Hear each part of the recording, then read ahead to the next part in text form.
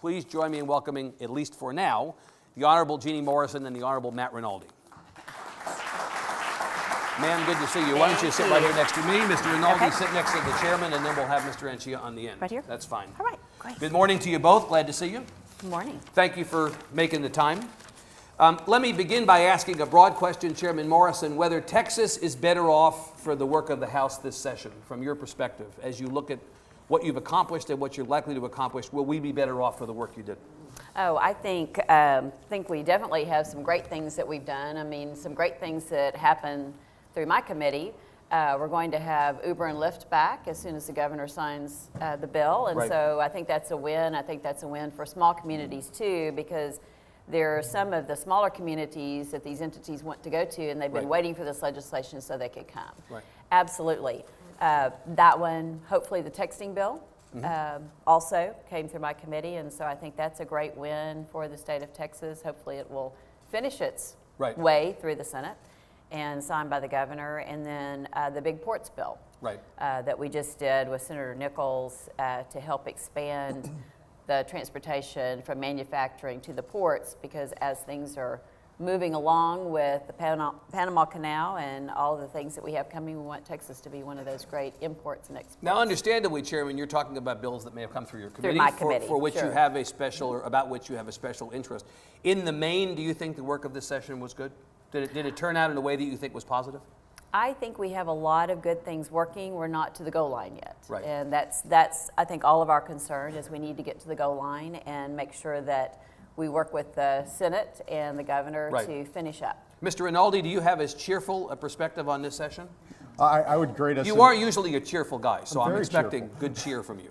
I think I'd grade us an incomplete. I mean, we don't know yet. I know conservatives and grassroots individuals back in my district across the state, we had gotten together. We'd set about 5 priorities for this session that were my top 5 priorities, which was sanctuary cities, property tax reform, women's privacy, dismemberment, abortion ban, and constitutional carry.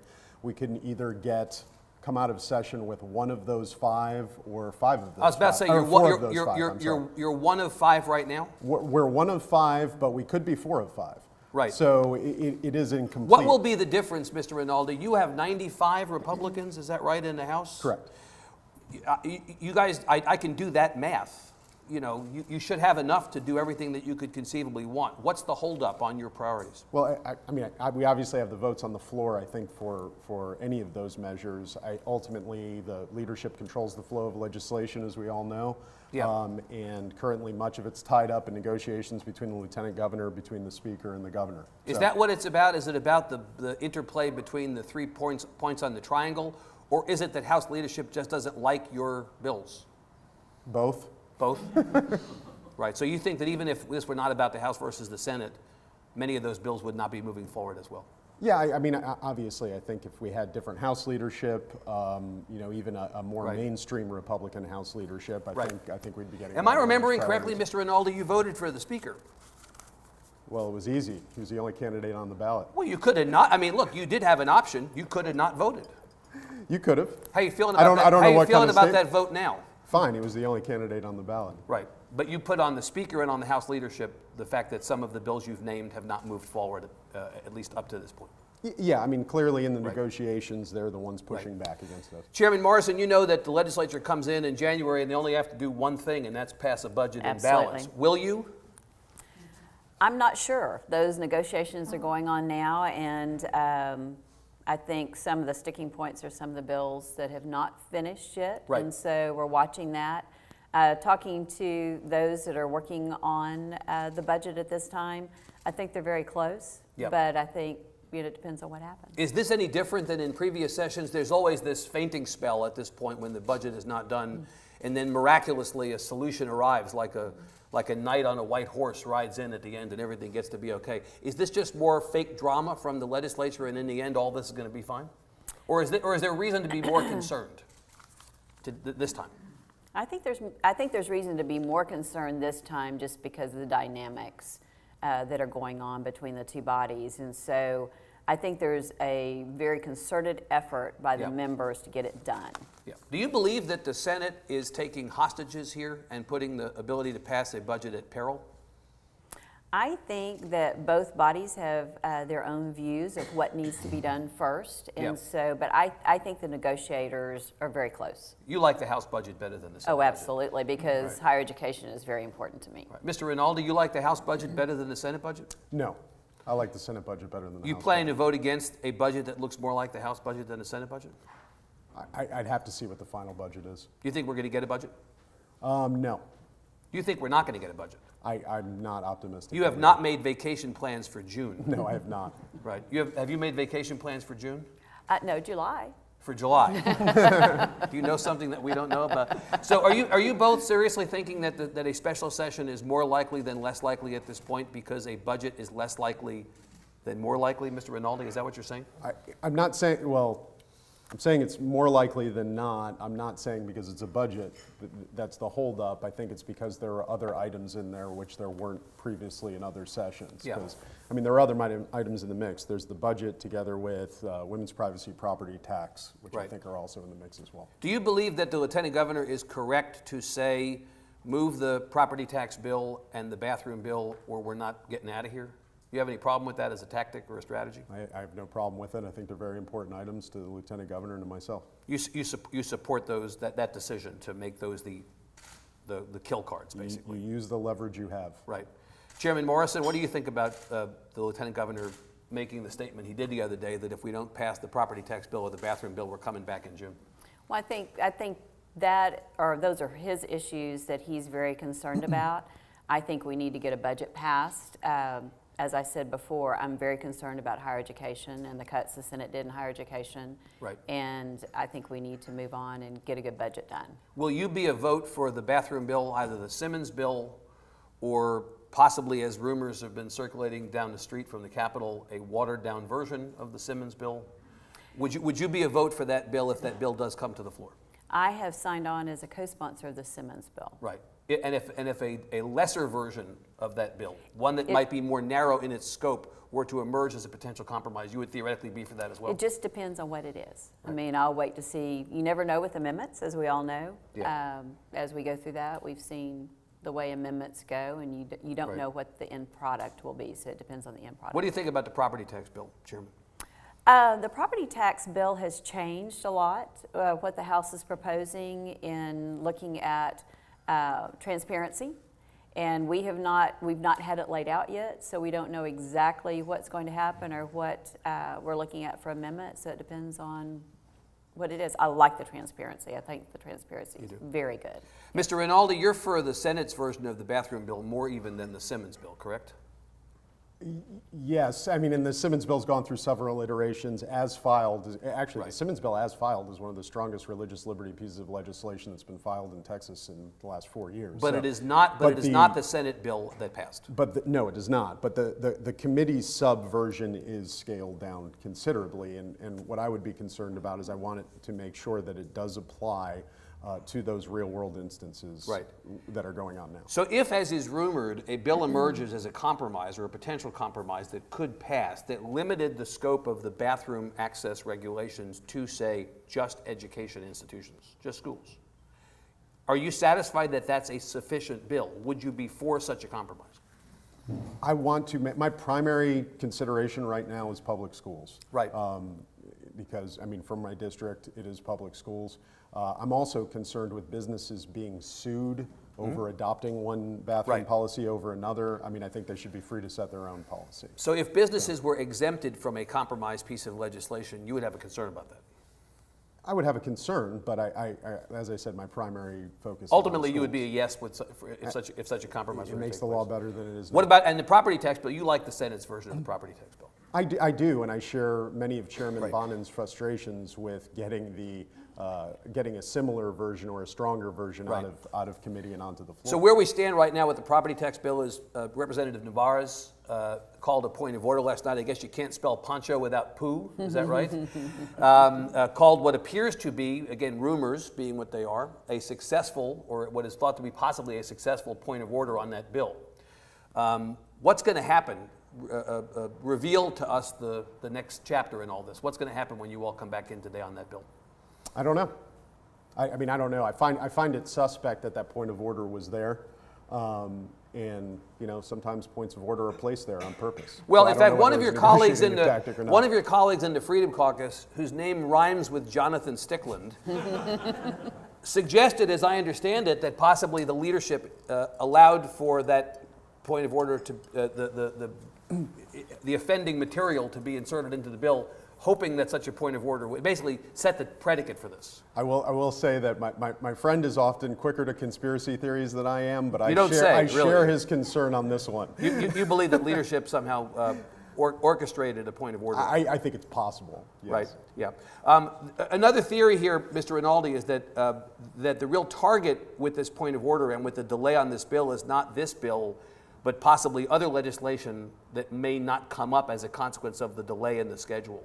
Do you have any concerns about that? I do. And of course, we're waiting on an abortion bill today, which possibly could be pushed later. There's still an insurance abortion bill that's likely to come up possibly Saturday, maybe Monday, and be pushed out. So in the end, as your guest, Chairman Morrison, put on your prognostication hat here, does a bathroom bill of any kind pass this session, yes or no? Leaving aside what you yourself might want. I think it would be fairly slim because I think businesses are very concerned about it. Mr. Rinaldi, what do you think, despite, again, what you want to happen? In regular session, more likely no than yes. More likely no than yes. In a regular, yeah. Chairman Morrison, you mentioned higher ed. You've chaired that committee before. You're Right. on that committee currently. This has not been a good session for higher ed, at least as we've gotten to this point from a budget standpoint. In fact, of the big buckets of spending in the budget, higher ed seems to have taken or appears to be taking the biggest brunt of the cuts. What did higher ed do to deserve this? I think it's just, as our Medicaid and everything has expanded so much, healthcare, this is the first time ever that we're spending more money on Right. that portion of the budget than education In the history of Texas. Correct. And so I think just the expansion of all the healthcare issues and Medicaid and everything, that higher ed always gets a hit because when you do all the things you have to do, there's such a small pot of money. Yep. And higher ed keeps getting the hit, and it is really hurting our institutions. So I'm you very came concerned. you came in with a budget that was smaller than what you had available to spend, or an amount that you had available to spend last time at this point. And so something had to go. Right. And so higher ed Always gets the hit. is always the one that gets Right, the hit. right. In fact, as you know, I was in Victoria yesterday. I was on the campus of University of Houston, Victoria, and the regional campuses are in particular in the crosshairs as far as this goes. They are very concerned about them, especially like University of Houston, Victoria, that's really growing. That institution is bringing in those students we really need to Right. educate, those that are first time out of their families to be educated. And they really need the money and help, and I'm very concerned about what's happening with higher ed and losing that money. Here's what happens when you're late. We passed the bathroom bill. There were 3 more Schaefer amendments that we put into the Sanctuary Cities bill said you were in retroactively. favor. So, good morning to you, sir. Good morning. We're talking about higher ed, and so I was saying to Chairman Morrison, higher ed's getting it maybe most of all among the big buckets of spending. You're not for the cuts to higher ed that you see, at least on the Senate side. of the No, budget. absolutely not. What about the idea of freezing tuition? I do not think we should do that either because we have put less and less money into higher education. Yep. And we cannot freeze tuition at this time when they're not getting the amount. If they're that they cutting the need. state appropriation on the one hand, it's a double whammy if you Absolutely. freeze. Mr. Anchia, tell us, since you're fresh, your perspective on the higher ed cuts in this budget. What is likely to happen? What should happen? What will happen? Well, that's one of the few places I think we should hold absolutely harmless. I've got UT Southwestern Medical Center in the district, UNT Nursing. I've got a UTD Center for Brain Health. There's a lot of research and innovation that's going on in the district that I represent. And when the Senate budget came out, and UT Southwestern, which is really North Texas's flagship research center, it was experiencing almost a 40% cut. They were talking about laying off 200 people and stopping some really important research. Right. We lost an important researcher that we were recruiting to North Texas, and it would have been devastating for health science in North Texas. Right. So that's one of the places that I think we need to make sure we do not cut, and that's just on the R&D side, and obviously on sort of our run-of-the-mill higher ed. It's really important that we not do anything to hurt. What are the drumbeats that you're hearing from the budget conversation? I mean, there's an assumption at this point that there is something approaching a deal it's in the on-deck circle right now, right? It's about to get up. You think we're going to restore some higher ed funding in this budget before it's all done? Yeah, it's been creeping back up. I mean, that Senate budget was scary. Right. But I think in terms of higher ed funding, it's moving closer to the House, and we're moving back up. I still have no idea. I don't know if you all do, if we get a deal done. I think that the levers are all in that small room. In fact, before you came, we were talking about whether we thought there'd be a deal on the budget and whether there'd be a special session. And there was really some uncertainty on this end of the dais about whether we're on stage, about whether there's going to be a deal. You any more optimistic about that? Yeah, I share that uncertainty. You just don't know. Yeah, don't know. Mr. Rinaldi, since you like the Senate's budget better, did you like the cuts to higher ed better than these two do?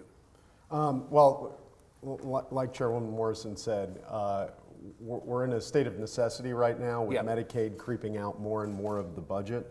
We do have to make cuts to some areas, and higher ed was one of them. If we can find the cuts from other areas, I'm amenable to that as well. I'm concerned with the overall size of the budget not growing. One of the things that I am in favor of is the tuition freeze. I am in favor of the legislature setting tuition rates rather than the trustees once again. So. Yeah. On public school finance, this is still one of the stories that is yet to be written in the end. We still don't know what's going to happen on the attempt by the House to overhaul the school finance system. And in part, Chairman Morrison, it's what's now a sticking point is that the Senate has introduced back into the conversation a modest proposal on vouchers, limited on, I guess it's special education.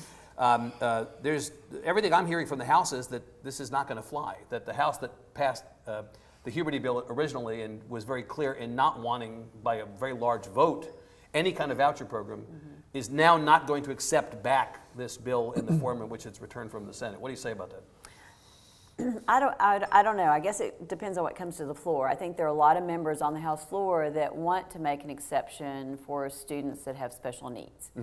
And that is an exception that I think a lot of us agree with. So you think the votes may be there for that particular kind of voucher? It depends on what the wording is. Right. I mean, to me, it depends on what it says, because if it's for special needs students, and I'm talking about not just students that are what we think of special education students. I also, from my district, have had family members come and talk to me about students that basically the school district says, your child is so bright that we have done what we can. We need to find another place for that child.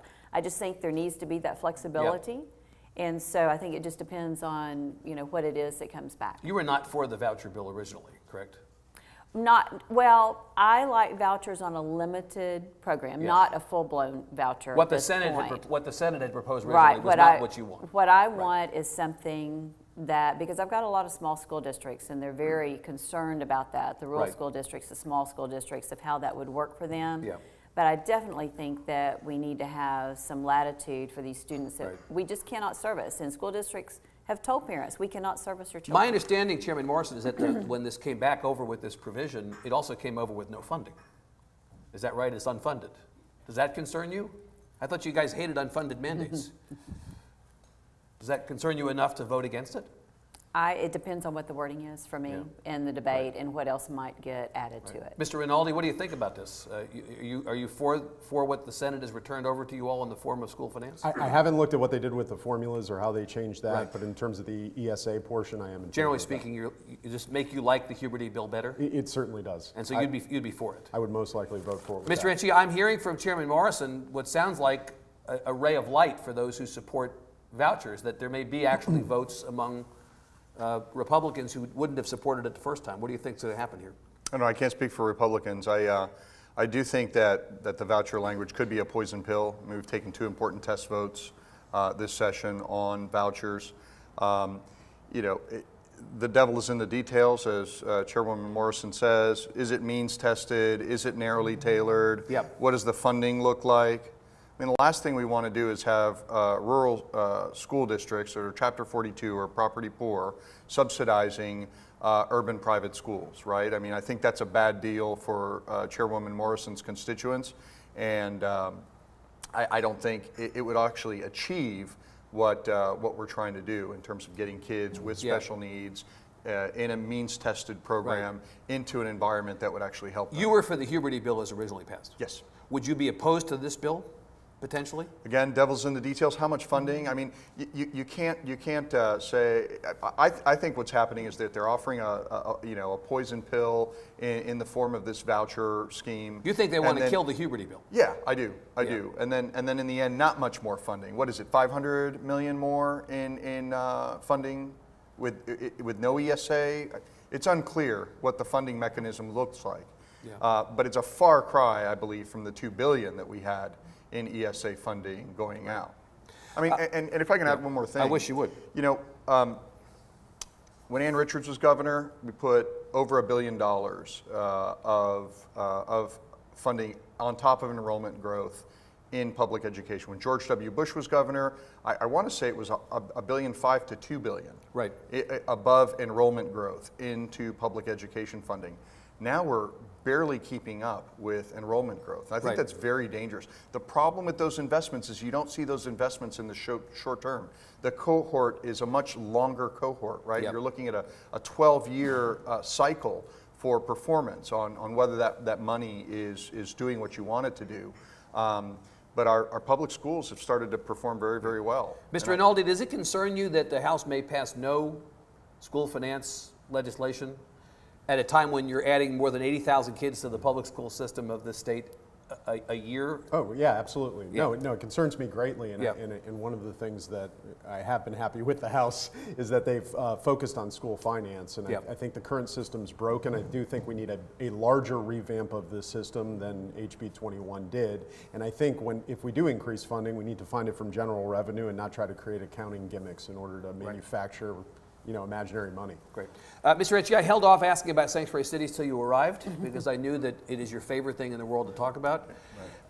So that was one of the governor's emergency items this session. It seemed from the beginning that the votes were almost certainly there to pass the bill. Bill passed, governor signed it, it is now the law. It was a very contentious moment in the session. In fact, I think a lot of us thought that the bathroom bill was going to be the thing that blew up the kumbaya aspects of the session to the degree that there were any, and sanctuary cities actually ended up being the thing that did. Even though it was contentious on the floor, passed and signed, it continues to be a subject of protest. As recently as yesterday, there were more protests about this. I read the amended filing of the city of El Cenizo versus the state of Texas today. El Cenizo being one of a number of communities, including Austin. Mayor Adler's on our website today talking about how he plans to see the state in court. Plan to sue over this. The amended filing of the city of El Cenizo begins with this line: Texas has enacted an extraordinarily punitive immigration law. That is their perspective on this. You agree with that?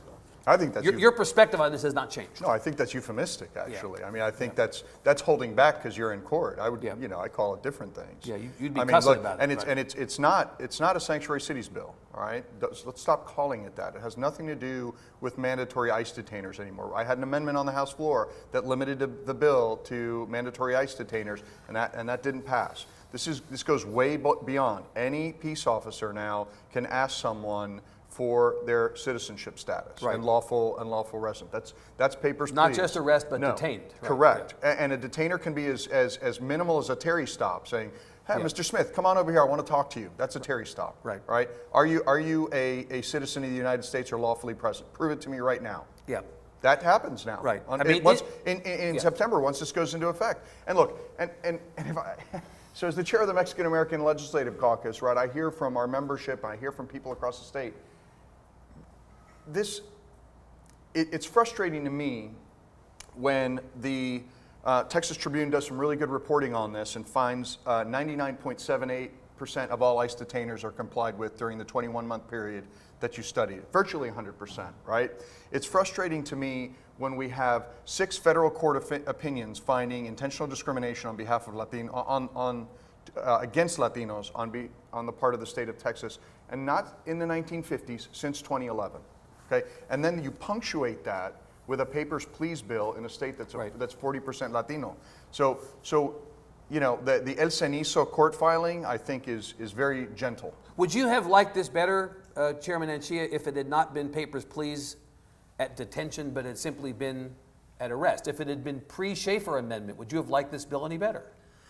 Better's relative, It is. right? I mean, when the author of the bill gets up and says there are no sanctuary cities in the state of Texas, then why the hell is it an emergency by the governor? Yeah. Why are we rushing it to the floor? Right. Why does it spend 55 minutes in calendar? Why do 610 people testify against it and only 8 in favor of it, and it gets blasted to the floor? I mean, that's the kind of stuff that is disrespectful to all the Hispanic members in the House and to the Hispanic community. You knew this would pass mathematically. No, you did no. not know. No. You expected going into this session and going into this debate. It did not have to pass, okay? Right. But that's a substantive, not a numerical argument. Oh, sure. There are a lot of stuff that never gets to the floor that could pass. Right. But this did not have to pass. Right. Mr. Rinaldi, the Freedom Caucus was instrumental in making this bill tougher, making it look more like the Senate bill by the time it was over. Well, absolutely. And by the way, I agree with Chairman Anchia. The version that came to the floor, one of the things of sanctuary cities, it's a changing definition, right? It means different things to different people. The way it was defined in the bill that came to the floor, there were no sanctuary cities in Texas. It was an ineffectual bill the way it came to the floor. In order to make it do something, we had to make the changes to the bill we did. And what does it do? It doesn't allow a police officer to do a single thing in 95% of the cities in Texas that they could do before the law was passed. Yeah. It doesn't affirmatively require an officer to do anything. Yeah. What it does is simply preserve their discretion at various points in the criminal justice process, starting with a traffic stop based upon reasonable suspicion. Yep. Chairman Morrison, I had intended originally for you to be between these two. That was both a symbolic and a qualitative decision. like for It me to move didn't over? work out that way. So does your version of republicanism and conservatism square with the end product here on this bill? You were for sanctuary cities legislation of the sort that passed. Were you comfortable with the Schaefer? I mean, you voted for it, so clearly you were comfortable with it. I voted for it. It was an emergency item. The governor was pushing hard for. I just want to make sure that the right thing is done. Right. And we may have gone a little too far. How come you didn't vote against it then? Well, because I think it was something that was very important. I think it was something that we needed to define and where we are. And we don't always agree with all the amendments that are on something, as we all know. There are amendments that get on several things that I was opposed to this past week on legislation, but I was outvoted. So this was an imperfect bill It as far was. as you saw it, but the positives outweighed the negatives. Correct. Right. Are you worried that this is going to be now perpetually in court? I mean, it seems like we're now going to just enter a period of time in which opponents of this bill are going to be suing over it, and we really don't know what's going to happen. And as Chairman Anchia correctly points out, the court filings against bills of this sort over the last couple of years have not, the state's not fared favorably. Oh, I think it's an easy call on constitutionality. I don't even think it's going to. I think it's going to be a big nothing.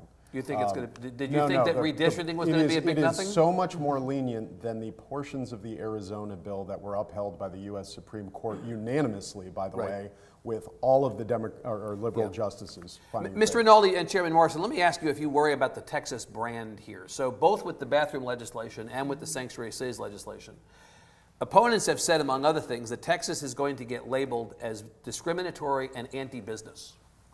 That not only are there concerns in each case about what the legislation does directly and indirectly in terms of discriminating, but it also raises the prospect that the business community will suffer as a consequence of this, whether it's lost business coming to the state, whether it's the inability of industries like agriculture and construction to hire people.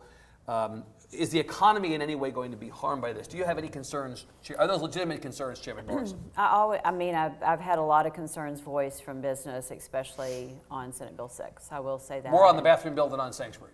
More on the bathroom bill. Right. Yes. Ms. Rinaldi, you know that supporters of the bill deny that there's any negative effects of this coming up the highway on either bill. I mean, certainly when the Texas Association has to trot out fake studies that deceive and misrepresent the facts, I think that shows that they really have nothing real to give us. Right. I mean, when you talk about businesses voicing concerns, I think there was a letter with approximately, 40 or 50 of the Texas Association of Business members signing on out of the 4,500 Right. that they have. Yep. So no, I don't think there are going to be adverse economic effects. I think if there are any, it's going to be very small.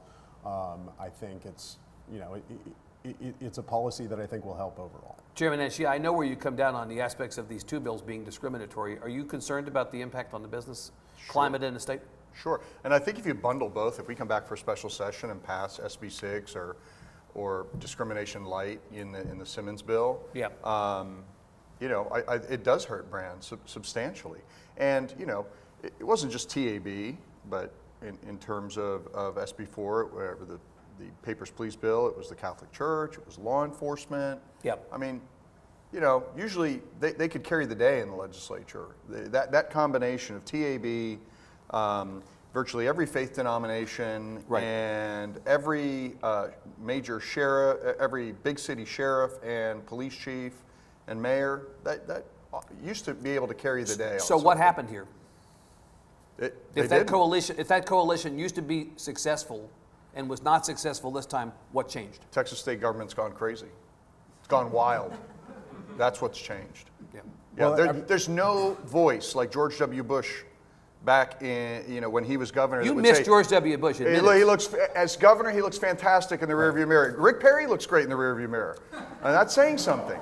So, look, I mean, there was nobody like George W. Bush who would point to Prop 187 and say, no, we ain't doing that. Texas is open for business. We're doing great. We're not doing that. And we have no state leader now who's willing to do that. Mr. State Rinaldi, leadership has gone wild. Let me let you respond to that, and then Yeah. we're going to move on. Oh, Yeah, no. You were talking about something changing. I don't think anything's changed. I think it happens time and time again. Right. And I think the cries of discrimination and racism are absolutely false. They're manufactured. It's the same note we hear before, as you know, from the voter ID cases, from the redistricting cases, racist. But having another the courts policy comes actually out, they don't like racist. But haven't It's a the one-note courts thing. actually sided with those who've said that these pieces of legislation were discriminatory? Some courts have, and the cases aren't final yet. Right. 6 federal courts. Federal courts in Washington, D.C., Corpus Christi, San Antonio, judges appointed by Republicans and Democrats.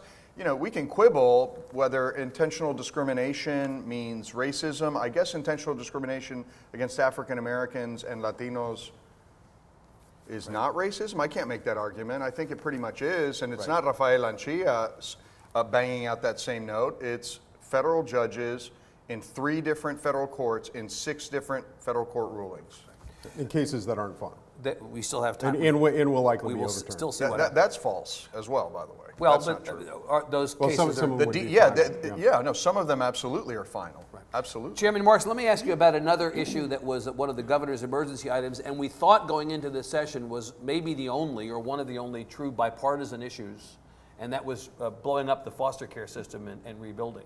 We thought this was going to be a layup, right? Everybody agreed that the system needed to be blown up. There were going to be some discussions about the particulars of it, but it was not going to be controversial. We begin the conversation this session on CPS reform with a fight over the Keogh Amendment on kinship care. Suddenly we're talking about immigration. We've ended the session talking about vaccines and talking about religious liberty. What happened here with this, and what's going to happen with this?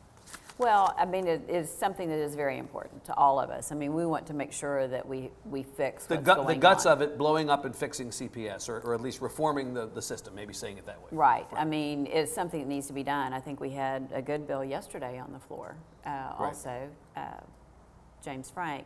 But, I mean, there's been a great work group that's been working together to try to get all of this worked out, fixed. It's a very tough issue. And there's very strong feelings on a lot of different areas. My hope is just that what we have accomplished and what we are accomplishing is going to help fix this, because we have children that have been sleeping in offices and don't have a place to go, and we need to make sure I think some of the things we did yesterday with James Frank will help his bill from the Senate bill to help go out and have some nonprofits help with this. We've got to have help. Yeah. We need more help. And the people that have been in the work groups have been working on this for months. Yep. And their heart is in the right place, and they're trying to fix it. We can never control what happens on the floor. We can never control votes. But I think that we have some good products. In the end, even if there were some things on there that you might not have agreed with. Right, absolutely. It's something we had to address. Chairman, the commissioner of the DFPS, Commissioner Whitman, his request of the legislature was actually for significantly more money than you all appropriated. How come you didn't, if this was such an emergency, as the governor literally identified it, and as most people believe the need to reform the system is something approaching an emergency, how come you didn't give the DFPS what they requested? It's my understanding from talking to the work group that there are a lot of different pockets of money all around that weren't together. Yep. And so really it was not a matter of a lot more money, it was a matter of organization. Because Yep. sometimes you can be giving money to all these different entities, but they needed to be put together and working together, and that was not happening. So my understanding from the work group is they've really worked on trying to do that and identify where all those pockets were, what they were doing, and bring those pockets together. So you like what the I like what enterprise they is. did, yes. Mr. Rinaldi, you happy with the CPS work that you Yeah, did? absolutely. I voted for, I think, all of the CPS bills, and was happy to see that the bill was passed that would disallow discrimination against Catholic providers, which would bring more religious providers into the marketplace. Yeah. And I think overall the reorganization was very helpful. The national media, Mr. Rinaldi, you know, that's them, not us, right? The national media, characterized this bill repeatedly as it made its way through the House as discriminating against Jews, Muslims, and gays and lesbians who might want to be foster parents. You reject that characterization. Well, I'm happy you didn't participate because that was one of the most dishonest characterizations I've ever seen of any bill this session, and that's saying a lot for the media. The bill allowed religious providers to be part of the process. Where we saw in Boston and DC and San Francisco is that Catholic charities actually left the marketplace because they weren't allowed to stay true to their religious beliefs in making placements in place with married couples and their belief that a child should have a mother. So you don't think that even indirectly the effect of this legislation may be that there are some individuals, either based on religion or sexual orientation, who end up being discriminated against? It doesn't keep a single person based on Right. their religion from adopting a child. What it does is bring more providers into the market, sometimes niche providers Right. as well, so there would be more choices for everybody. Representative Anchia, your perspective on this is what? So I've got a little bit of a broader perspective. I shouldn't say that theirs was narrow, but my view is that there was a lot of really good, earnest work, as the chairwoman was saying, on this. It came about a decade too late.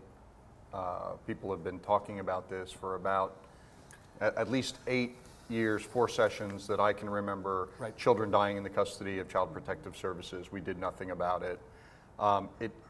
Our action only comes at a point where we have a federal court judge that found that we violated the civil rights of kids in DFPS and CPS. Right. And about 200 were dying every biennium. Right. Sometimes every year of a biennium. And it was a full-blown crisis.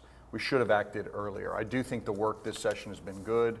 The one piece that I'm really worried about is that we didn't reduce caseworker loads enough. Mm-hmm. There's a special master that has been appointed by Judge Jack that is going to be looking at those caseloads. It is difficult to peg caseloads at a certain level because it's not Right. black and white, it's all gray. You can't say 15 versus 16 is the magic number. Well, this gets to the point I was making, that was on the agenda of things that you all needed to deal with heading into this session. My question is, if you knew that was something you all needed to do, how come you didn't do it? That's my big worry, that Yeah. we didn't do enough on reducing caseloads. However, I do have a great deal of confidence in Chairman Price and Jean Wu and James Frank and others that they put their best effort forward. I voted for all the amendments to all of these bills that would reduce caseworker loads. Right. I would consider it a huge failure if we're back here in next session or the session thereafter. Talking about this whether right. compelled by a special master of a court or because the system's not working. I want to talk about the parties, by which I mean the three parties, the Democrats, the Strauss Republicans, and the Freedom. And I want to talk about the next election cycle and beyond in a second, but I want to ask each of you, is there something significant that you came in intending to do realistically that did not get done? Is there one piece of legislation that here at the end you have some regret about that you wanted to get done, but you felt like for whatever the reason, the dynamics of the session, politics of the House, the schedule, whatever else, did not permit you to get done? Well, I think everybody has a local bill that they wanted to get done that is currently on life support. I'm not sure that's materially different from any other session. We always have this problem. I'm really thinking at a level above. The bill count is just really low this session. We predicted that before the session even started. Right. Mr. Rinaldi would blame the leadership for that. He would say, well, where were you guys? I mean, I had a text from one of Mr. Rinaldi's colleagues in the Freedom Caucus yesterday saying, why the hell are we gaveling out at 4:30 on the Thursday before the last week when we have so much stuff that's pending. So do they have a point? Again, it takes two to tango, right? I mean, it's the Senate and the House, and you know you can compare the bill counts for both, and they're relatively the same. The prediction coming in was that the committee between the House and the Senate would break down at some point. I think it broke down relatively early in this session as compared to last sessions when it usually breaks down a little bit later. Right. And that was the same whether it was Lieutenant Governor Dewhurst or Lieutenant Governor Patrick. So with regard to the stuff that may not have get, there's one big piece of legislation that you're still pulling for that you hope gets done that is not yet. Yeah, the budget. Boy, you're pretty easy to satisfy. Yeah, aren't look, you? Just the budget. Hey, look, this was not going to be a good session for the people that I represent, whether you're in the LGBT or Hispanic community. And it So lived, if we would've- down to your expectations. It lived down to my expectations. If we would have passed the budget at the beginning of the session and gotten out of town, I would have You're been good with that. I would have been fine. Mr. Rinaldi, before we get to your bill that you wish had gotten through, isn't the proper response to the Freedom Caucus complaining that not enough bills have gotten through? You guys shouldn't have killed so many bills a week or so ago if you wanted more bills to pass? Well, I mean, I don't think it's not enough bills getting through. I don't look at the volume of bills as the indicator of a good session, but what bills do get through. And of our top 5 priorities, again, we have you're one of 5 right now. We're 1 of 5. We could be 4 of 5 in 2 weeks. So the jury's still out. Right. And are any one of the, what is your most important priority of those that have not yet passed, if you had to identify one? Property tax relief. Right. Property. Chairman Morrison, is there one thing that you hope was? Well, I think with Representative Anchia, I feel Just pretty get the much like budget he done. does. I mean, had some really important local things that have not been done because they were killed on the calendar. Right. Don't see any place to revive them. We've Yep. been looking, can't revive them. But, you know, getting a good budget Yep. passed. I mean, that's really all we really needed to do. Other things that were important, I think we accomplished in my committee. Of course, they're still not, you know, they're not done. I mean, until the governor signs them, they're not done. But it's looking good. It's looking good. Right. But doing a good budget and not harming higher education to where the Senate budget was. You'd take that. I would take that. Let me ask you about the parties. As I see this, representatives, the Democrats have the politics okay from their perspective. They're mostly aligned. They have a math problem.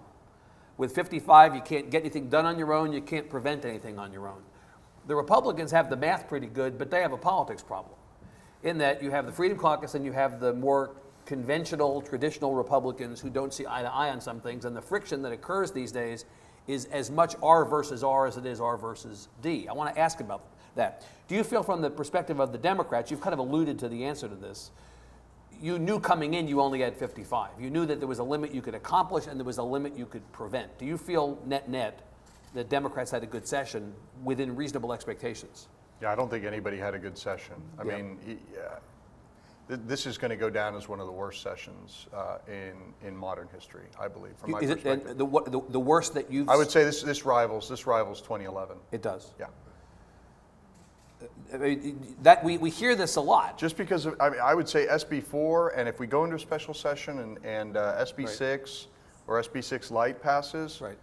it's Would you gonna be really bad for the prepared, state. Chairman Anchia, if I said to you right now, you can decide the answer to this. You yourself can decide. You can either pass SB6 light as you characterize it, either the Simmons bill or a watered down version of the Simmons bill today, knowing that by doing so you'll prevent a special. Or you cannot pass it, hold open the possibility of a special being called, and as you know with the special, anything else can be added to the call. You could bring people back from the dead in the special, right? Which would you take? So I'd start by saying it's a really interesting hypothetical since, you know, I could call the Democratic governor, the Democratic lieutenant governor, the Democratic speaker, the Democratic chair of calendars, the Democratic chair of state affairs, and we can make sure that all these things die, right? And so, you know, those hypotheticals really make me laugh because, I mean, all those things can happen right now, It's right? hardly the worst hypothetical I've asked you today. All right. So look, as Carter Castile, the former county judge and then later very wonderful Republican state representative from Central Texas used to say, the time to kill a snake is when you have the hoe in your hand. And if we can kill the bathroom bill now and then live to fight another day, we do it. So you've answered. That's it. You would That's prefer it. to see it killed right now. That's it. Chairman Morrison, do you feel like the Republican Party is unified in the House? I mean, as I look at the House right now, I really feel like, and I'll even say I don't think the Democrat Party is really totally together. I think there are a lot of different groups, a lot of different issues, make people different, and also what district you're representing. And I think that's one of the things that we forget is we have to represent our constituents, and we're representing our constituents. My constituents are different than Representative Rinaldi's. My constituents are different than Representative Anchia's. We're representing our constituents, and my votes, as you watch, are not all aligned the same. Well, you voted against one of the governor's emergency items this session. I did. You voted against the Convention of the States. I mean, you do vote your I do. I mean, I voted for Representative King's bill on doing the delegates, and I voted for Representative Darby's on, his SJR. But, I have to represent my constituents, and I had constituents totally divided on that issue, and party people totally divided on that issue. And so a lot of it is I'm representing my constituents, and I think we're all representing our constituents. I guess where I'm headed with this, Chairman, is the Freedom Caucus numbers 13, 14? What is the number? 12. 12, the Freedom Caucus. The 12 seem to have exerted, in many respects, more power within the Republican Party than the 83. Well, at various moments, the 12 seem to really be in control of the 83. Are you good with that? Well, it's rules. I mean, it's the way the rules are set out. And, do I agree with everything that's done? No. But we do have rules, and that is, you abide by the rules. And so that is how different people have different perspectives and can get things done or not get things done. Right. Are there instances that it's been divisive? Yes. Are there times that, everyone feels like they don't have a voice at the table? Maybe so.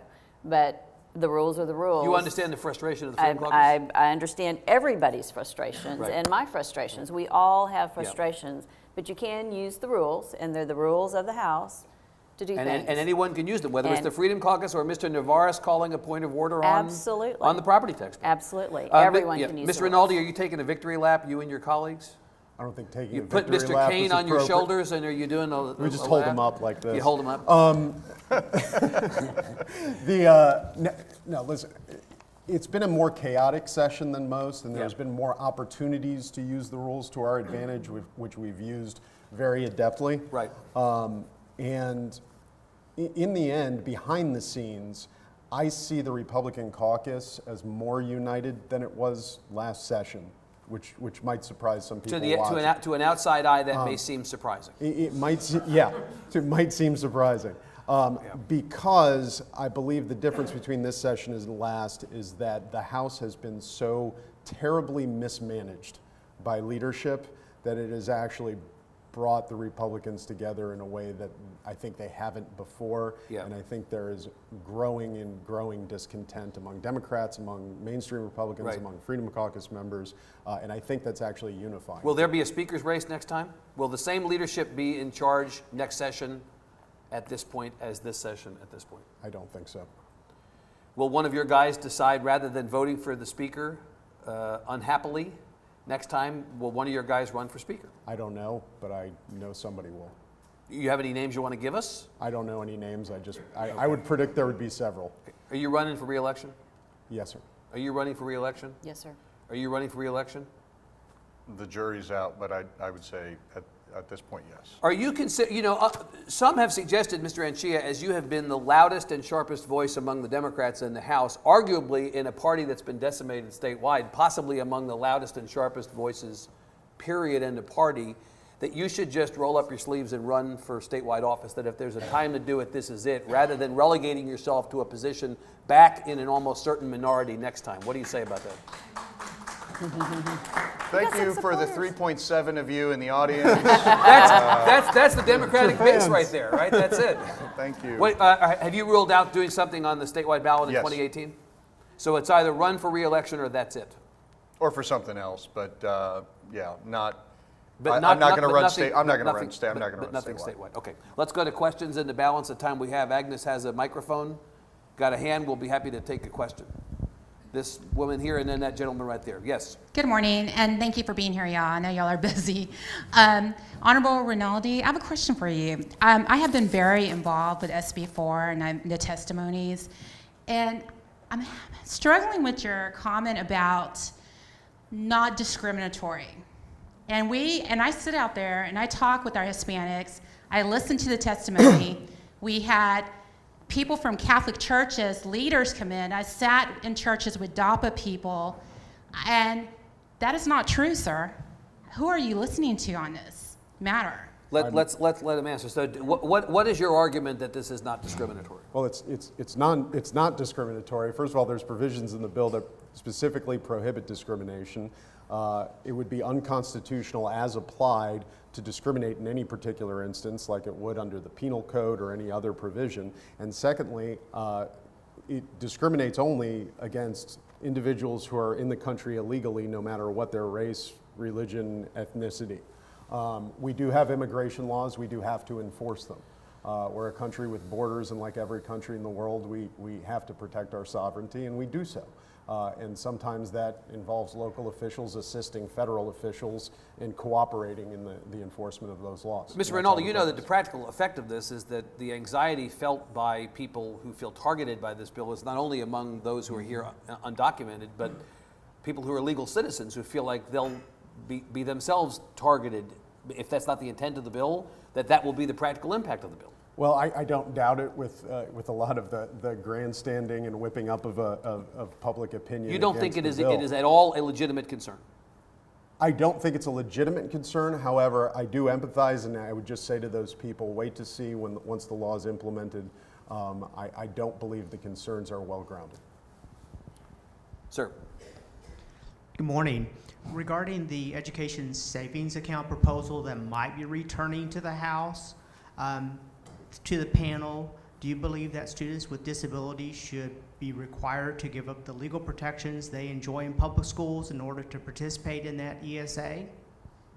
Chairman Morrison. You know, there again, I mean, we haven't had the dialogue back and forth on what's going to really happen, and I always wait for the dialogue because there's all these concerns that people have, but until we have the dialogue and look at what the author of the bill that we'll be laying out has to say, I mean, I reserve one way or the other until we have that dialogue. Anybody else concerned about people with special needs or kids with special needs entering a situation in which they don't enjoy the same protections on the private or parochial school side that they might enjoy on the public school side? Mr. Rinaldi. What legal protections specifically are you referring to? Sir? You can use your outside voice, that's fine. Very basic things. For instance, just by way of process, there are requirements in public schools for individualized plans and involving parents specifically in planning meetings. Okay, so you're talking about the specific public school process, Right. like maybe cameras in special ed classrooms or things like that? Things like that, Okay. basic anti-discriminatory provisions, mistreatment on the basis of disability. In the end, we have to assume that the parent is going to do what's best for their child, and giving them the choice allows them to do what's best for their child. They won't be forced to move their child. forced to move their child, so they can weigh that with other factors. Okay. Let me take one last one. Right. Let's do this gentleman right here. We'll do the last one. Sir. My name is Lawrence Becker. I've worked for 40 years with autism, and I'm very concerned about the bills that I understand were before the House and the Senate concerning parents' choice for vaccinations, because the rate of autism has gone, in my lifetime, work from 1 in 10,000 to now 1 in 68. And one of the possibilities is the effect of vaccinations. And I understand several of the bills have taken away, like California did, the right of parents to choose to delay or not vaccinate. What is the situation of those bills in the House and in the Senate? Chairman Morrison. I don't know where they are at this time, but the one thing I do want to say, there are a lot of parents also that are concerned that there are children that are not vaccinated in classrooms, and the other parents do not know that, and they are concerned about that with some of the rise of some of the childhood diseases that are coming back. But as far as where the bills are, I'll let Representative Rinaldi handle that. Many bills were filed, and as you know, bills are filed on a number of topics. The bills that concern you did not go anywhere. And there were several amendments made to many of the CPS bills, which Representative Anchia had alluded to, that actually put in law greater protections, or I guess put in law the existing protections for those who choose not to vaccinate. Mr. Anchia, this was for parents who oppose mandatory vaccinations. This was a better session than some in the past, was it not? You know, it's not an issue I followed that closely, candidly. I try to be guided by science as much as possible, and I think the science is pretty conclusive on this subject. Right. All right, let's leave it there. We have to let these guys get back up and finish their work. Please give Chairman Morrison, Chairman Anchia, Mr. Rinaldi a hand. Thank you for being here. We'll see you again. Thank you. Thank you.